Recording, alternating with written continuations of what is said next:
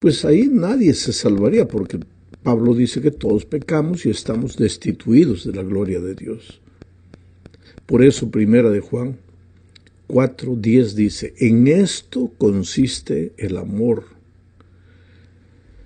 No en que nosotros hayamos amado a Dios, sino en que Él nos amó a nosotros y envió a su Hijo en propiciación por nuestros pecados. Hay dos pensamientos en este texto. Primero, que no fuimos nosotros que amamos a Dios, fue Él que nos amó. Nosotros nos escapamos de Él, huimos de Él, escogimos nuestro propio camino. La iniciativa del amor, de la salvación, fue de Dios. El segundo pensamiento es que por ese amor Dios envió a su Hijo en propiciación por nuestros pecados. Esta palabra propiciación es digna de ser destacada. Significa expiación, sustitución, sacrificio en lugar del otro. Algo que Dios hace y que el ser humano no puede hacer.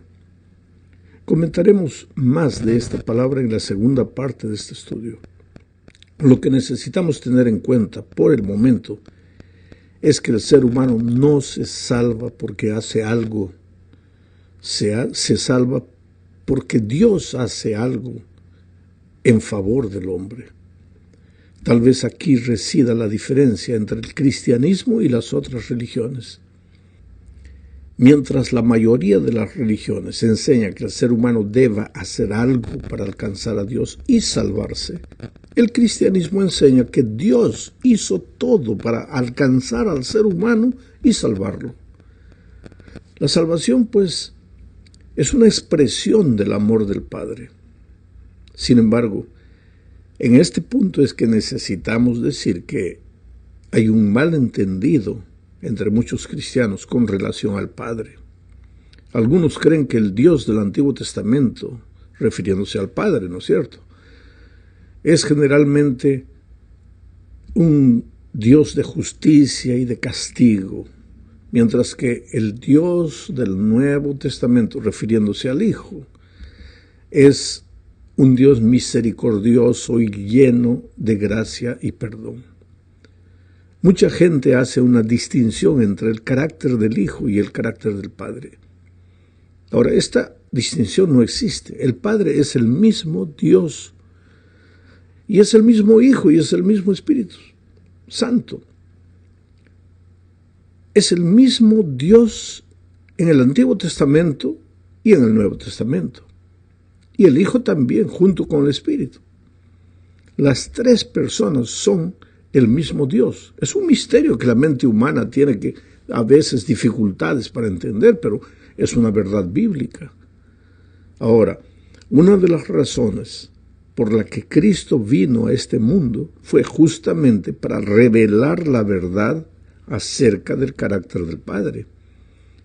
A lo largo de los siglos se había generalizado la idea equivocada de que el Dios del Antiguo Testamento pues es castigador, es justiciero. Y esa idea no estaba solo entre los paganos, sino también entre la nación escogida de Dios, que era el pueblo de Israel. Era necesario entonces que Cristo viniera a este mundo y que dijera, quien me ha visto a mí, ha visto al Padre. ¿Sabes? Porque Dios no cambia.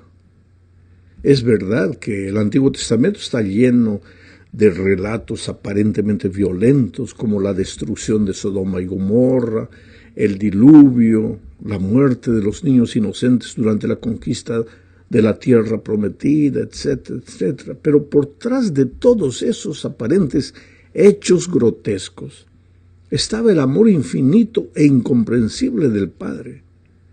Él es un Dios igual de misericordioso en ambos testamentos. La Biblia declara, Dios es amor. Y también la Biblia dice que Dios no cambia. Dice, Jesucristo es el mismo ayer, hoy y por los siglos. Bueno, ese Dios es lento para la ira, fiel, compasivo, misericordioso. Entonces, ¿por qué tanta sangre se derramó en el Antiguo Testamento? Pues ese es un asunto que infelizmente en este comentario yo no lo puedo explicar, porque eso llevaría media hora para explicar. Pero la verdad es que Dios es amoroso, misericordioso, paciente, en el Antiguo Testamento y en el Nuevo Testamento. Ahora, en el segundo punto, hablemos del amor del Hijo. Para esto leamos Romanos 5, versículos 6, 7 y 8. Dice: porque Cristo, cuando aún éramos débiles, éramos pecadores, a su tiempo murió por los impíos. Ciertamente apenas morirá alguno por un justo. Con todo, pudiera ser que alguno osara morir por el bueno. Mas Dios muestra su amor para con nosotros en que, siendo aún pecadores, Cristo murió por nosotros. Sabes, mi amigo, jamás entenderemos el amor de Cristo, que se ofreció voluntariamente para salvarnos. Él no fue obligado a hacerlo. Él dio su vida en sacrificio por amor. El pecado había creado un abismo de separación entre Dios y el ser humano, y Jesús se ofreció como el puente a través del cual hoy nosotros podemos reconciliarnos con el Padre.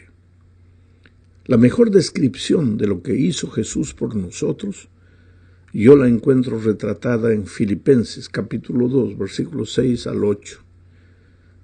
Allí, hablando de Jesús, se dice que, siendo en forma de Dios, no estimó el ser igual a Dios como cosa a que aferrarse, sino que se despojó a sí mismo, tomando forma de siervo, hecho semejante a los hombres, y estando en la condición de hombre, se humilló a sí mismo, haciéndose obediente hasta la muerte y muerte de cruz. La muerte de cruz era la peor de las muertes. Estaba reservada para los peores delincuentes.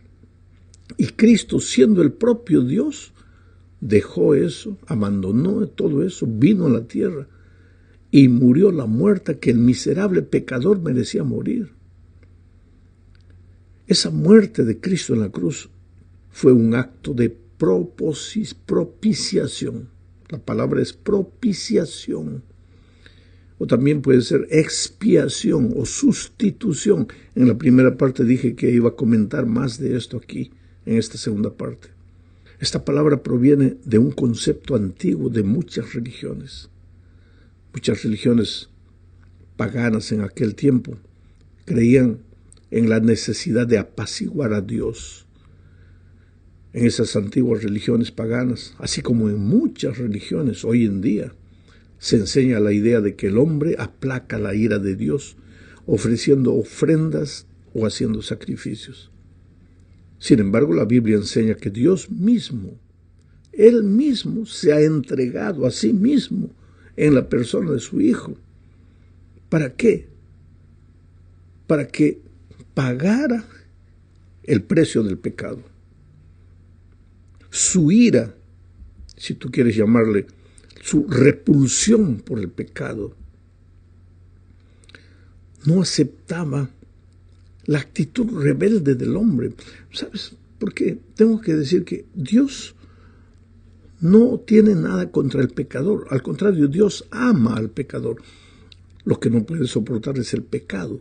¿Y por qué? Porque el pecado le hace mal al ser humano, que es lo que Dios más ama. El pecado te destruye, te consume, te enloquece, te anula, te aniquila. La ira de Dios es contra el pecado, no es contra el ser humano. Pero infelizmente el ser humano escogió la muerte, pecó, y al pecar ahora va a morir. No porque Dios quiere matarlo al hombre pecador, sino porque quiere Dios destruir el pecado, pero el pecador se ha agarrado del pecado de tal manera que el pecado pues lo va a matar. El pecado tiene que acabar. La ira de Dios es contra el pecado. El hombre pecador tenía que morir, Pablo dice, porque la paga del pecado es la muerte. Pero ahora viene el propio Dios, envía a su Hijo y muere por el hombre. Ahí está el amor de Dios. Mientras las religiones paganas enseñan que es el hombre que tiene que ofrecer sacrificio, inclusive a sí mismo, a sus hijos, Dios enseña que sí, el hombre merece morir, pero es Dios que se ofrece para morir en su lugar, en propiciación, en sustitución, en expiación por el ser humano. En el Nuevo Testamento el acto de la propiciación siempre se refiere a la obra de Dios y no a los sacrificios o a las ofrendas dadas por el hombre. La razón es simple: el hombre es totalmente incapaz de satisfacer la justicia de Dios. No hay ningún servicio, sacrificio o regalo que el hombre pueda ofrecer para apaciguar la ira de Dios o para satisfacer su perfecta justicia. La única satisfacción o propiciación que pueda ser aceptable a Dios y que pueda reconciliar al hombre con Él tendría que ser hecha por Dios mismo. Por esa razón Dios, Hijo, Jesucristo, vino al mundo en forma de hombre para hacer un sacrificio perfecto por el pecado e hizo propiciación o expiación por los pecados del pueblo. Hebreos 2:17 dice esto: por lo cual debía ser en todo, está hablando de Jesús, por lo cual debía ser en todo semejante a sus hermanos, para venir a ser misericordioso y fiel sumo sacerdote en lo que a Dios se refiere, para expiar los pecados del pueblo. Expiar, ocupar el lugar del pueblo, ocupar el lugar de sus hermanos, porque el hombre no podía morir. Dios amaba al hombre, quería que el hombre no muriera, entonces alguien tenía que morir, porque la paga del pecado es la muerte. Cristo se ofreció para morir. Vamos ahora a la tercera parte. Hablemos ahora del amor del Espíritu Santo. Padre, Hijo y Espíritu son un mismo Dios. No son tres dioses, es un solo Dios, y ese único Dios nos ama. Nos ama en la persona del Padre, nos ama en la persona del Hijo y nos ama en la persona del Espíritu Santo. Pero el Espíritu Santo ha sido incomprendido, casi tanto como el Padre. Algunos teólogos creen que el Espíritu es el amor entre el Padre y el Hijo. En otras palabras, que el Espíritu es un mero afecto, un sentimiento entre el Padre y el Hijo. Y esto pues reduce al Espíritu a una relación entre dos miembros de la deidad y niega que el Espíritu sea un miembro de la propia divinidad, que sea el propio Dios. Las Escrituras, sin embargo, revelan la personalidad del Espíritu. Los cristianos, por ejemplo, se bautizan en su nombre, en el nombre del Padre, del Hijo y del Espíritu Santo. Según Mateo 28:19, eso es claro. Ahora, según Juan 16:14, el Espíritu glorifica a Cristo y solo una persona puede glorificar. Y también el Espíritu convence a la gente de acuerdo con Juan 16:8. Solo una persona puede convencer. El Espíritu consuela, dice Juan 14:16. Solo una persona puede consolar. El Espíritu enseña, dice Lucas 12:2. Intercede, dice Romanos 8:23. Santifica, dice 1 Pedro 1:2. Cristo dijo que el Espíritu guía al pueblo a toda verdad. Eso está en Juan 16:13. En resumen, el Espíritu Santo es Dios, es una persona, como lo son el Padre y el Hijo. Los tres son un solo Dios. La obra de la salvación es la iniciativa, realización y concretización de Dios en sus tres personas. Vamos ahora a la cuarta parte de este estudio. Aquí veremos el resultado de ese amor infinito de Dios. La seguridad de nuestra salvación. Ahora, si el ser humano no es capaz de hacer nada para salvarse, pues ahí solo le resta confiar en Dios, que lo salvará. Salmos 91, 15 y 16 dice: me invocará y yo le responderé. Con él estaré yo en la angustia, lo libraré y le glorificaré, lo saciaré de larga vida, le mostraré mi salvación. Presta atención a las ideas de este texto. La primera idea es que lo único que el ser humano puede hacer es invocar al Señor desde su angustia. Me invocará y yo le responderé. Con él estaré yo en la angustia, dice Dios. Pues la salvación, querido, es simple, porque tú todo lo que tienes que hacer es clamar, invocar el nombre de Dios desde tu angustia, desde tu miseria, desde tu pecado. Si tú piensas bien, la salvación es tan fácil que no necesitas siquiera aceptarla, sino simplemente no rechazarla. Mira, la sierva de Dios dice en El Camino a Cristo, página 27, lo siguiente. El pecador puede resistir a este amor. ¿A qué amor? Al amor de Dios. Puede rehusar ser atraído a Cristo, porque Cristo te está atrayendo, es la atracción de la cruz. Pero si no se resiste, el pecador, será atraído a Jesús.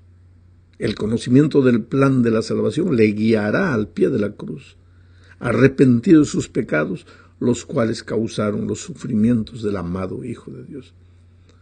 ¿Te das cuenta lo que la sierva de Dios está diciendo? Que tú para perderte en realidad tienes que querer perderte, porque de otro modo el amor de Cristo te va a atraer. Al entender lo que Jesús hizo por ti en la cruz del Calvario, no tendrás otro camino sino venir a los pies de Jesús. La segunda idea del texto de Salmos que leímos es que la salvación le pertenece a Dios. Lo libraré, dice el Salmo, y le glorificaré, lo saciaré de larga vida, le mostraré mi salvación. De modo que no necesitas vivir angustiado pensando que para recibir la salvación necesitas aprobar un examen súper difícil. Si alguien desea que te salves, no eres tú, sino Jesús. Y Él ya hizo todo lo que era necesario hacer para salvarte. Pagó tu deuda en la cruz. Pecaste y el pecado merece la muerte, pues Cristo ya murió por ti.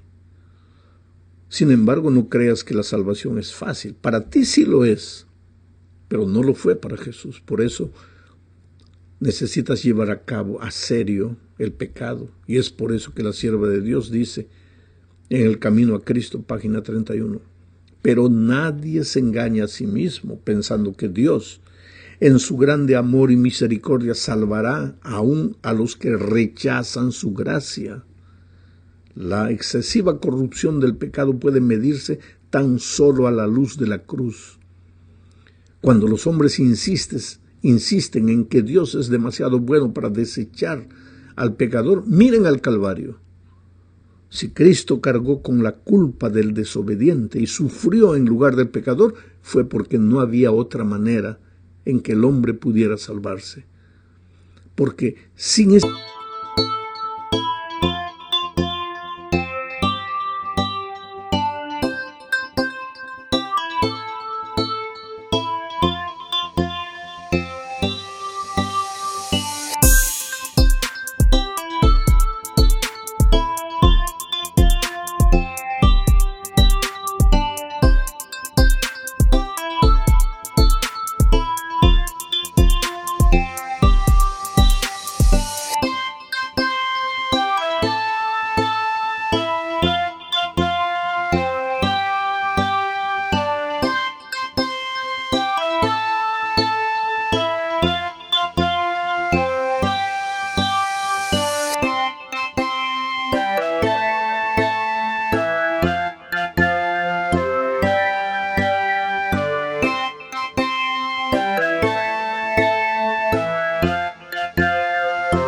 sacrificio era imposible que la familia humana escapase del poder contaminador del pecado y fuese restituida a la comunión con seres santos.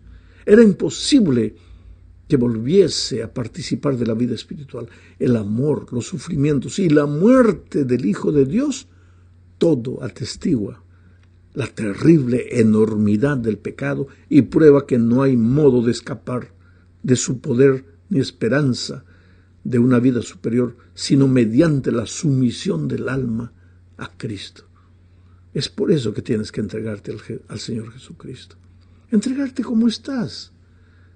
Pastor, mi vida es una cosa terrible. Ve a Jesús Llévale tus cosas terribles, entrégate a Él. Llegamos al fin de este estudio hablando del Evangelio eterno. El Evangelio del tercer ángel de Apocalipsis 14 involucra el Evangelio eterno. El versículo 6 dice: vi volar en medio del cielo a otro ángel que tenía el Evangelio eterno para predicarlo a los moradores de la tierra, toda nación, tribu, lengua y pueblo. Yo te pregunto, ¿qué es el Evangelio eterno? El Evangelio es buena noticia. ¿Qué buena noticia? La buena noticia que tú no puedes, tú estás perdido, tú has pecado, tú mereces la muerte, pero Jesús ha muerto por ti. Ese es el Evangelio. Y esa buena nueva no